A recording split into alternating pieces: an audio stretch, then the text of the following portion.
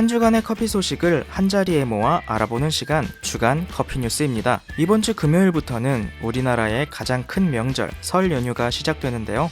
여러분 모두 새해에는 좋은 일들만 있으시길 바랍니다. 그렇다면 지난주 커피 업계엔 어떤 일들이 있었는지 지금부터 알아보겠습니다.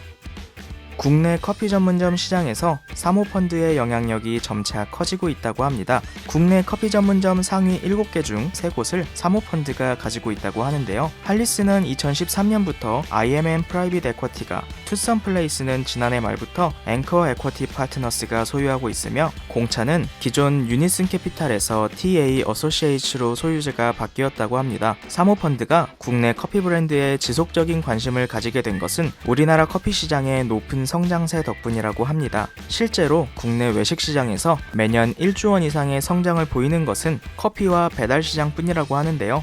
뿐만 아니라 프랜차이즈 사업 특성상 현금 창출력 또한 뛰어나기 때문에 단기간에 높은 이익을 내야 하는 사모펀드들에게는 굉장히 매력적이기도 합니다. 업계 일각에서는 자금력이 있는 사모펀드가 커피 전문점에 대규모 투자를 하면 소규모 브랜드의 사업 확장성은 주춤할 수밖에 없다는 우려의 목소리가 나오기도 하는데요. 사모펀드의 커피 브랜드 인수, 여러분은 어떻게 생각하시나요?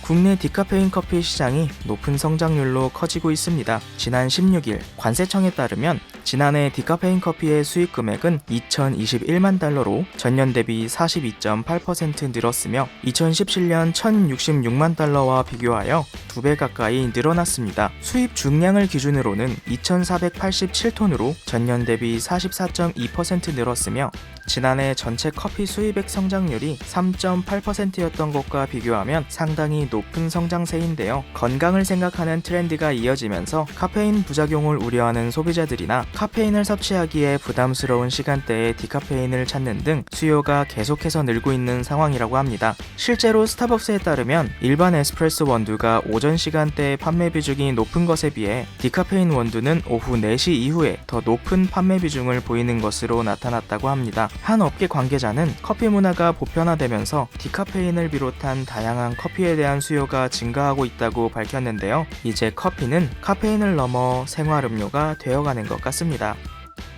이디야 커피가 전국 판매 데이터를 기반으로 최근 5년간 소비 트렌드를 분석한 뒤 대표 키워드를 꼽았습니다. 이 중 가장 눈에 띄게 달라진 소비 트렌드는 작년에도 한 차례 소개드린 바 있는 얼주가인데요. 얼주가는 얼어 죽어도 아이스의 준말입니다.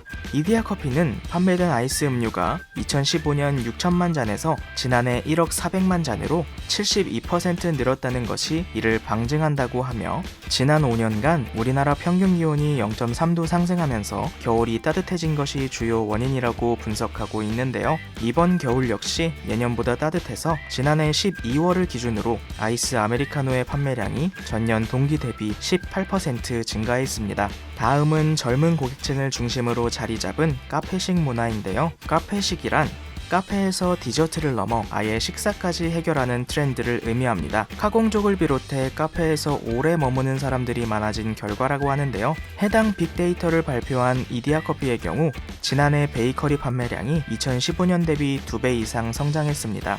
따뜻해지는 날씨에는 아이스 음료를, 오랜 시간 머무는 카페에선 한 끼 식사까지, 달라진 커피 소비 트렌드, 여러분도 체감하시나요? KBS 보도에 따르면 커피를 안 마셨더니 머리가 아프다면 카페인 중독을 의심해볼 필요가 있다고 합니다. 미국 정신의학회에서는 하루 2잔에서 3잔 이상의 커피를 마시는 사람을 기준으로 카페인 중독의 증상 여부를 판단한다고 하는데요. 사실 카페인 중독 증상은 섭취량 자체보다 각 개인의 카페인 내성 정도와 관련이 더 깊다고 합니다. 평소보다 예민해지거나 쉽게 흥분하고 불면증이나 소화불량, 위장장애 혹은 근육경련 등이 자주 일어난다면 카페인 중독을 의심해봐야 하는데요. 만약 카페인 중독이 강하게 의심된다면 커피를 갑자기 중단하지 말고 1에서 2주에 거쳐 천천히 마시는 양을 줄여나가야 한다고 합니다. 내가 어느 정도의 카페인을 감당할 수 있는지 인지하고 적당한 선에서 커피를 즐기는 것, 커피를 더 오래 즐길 수 있는 가장 좋은 방법이 아닐까 생각합니다.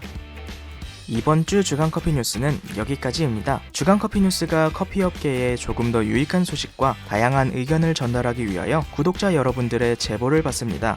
주간 커피 뉴스를 통해서 커피인 여러분들께 전하고자 하는 이벤트, 신제품, 업계 소식이 있으시다면 everydayhappy@coffeetv.org로 알려주세요. 도움이 되셨다면 좋아요와 구독 잊지 마시고요. 그럼 다음에 다시 뵙겠습니다.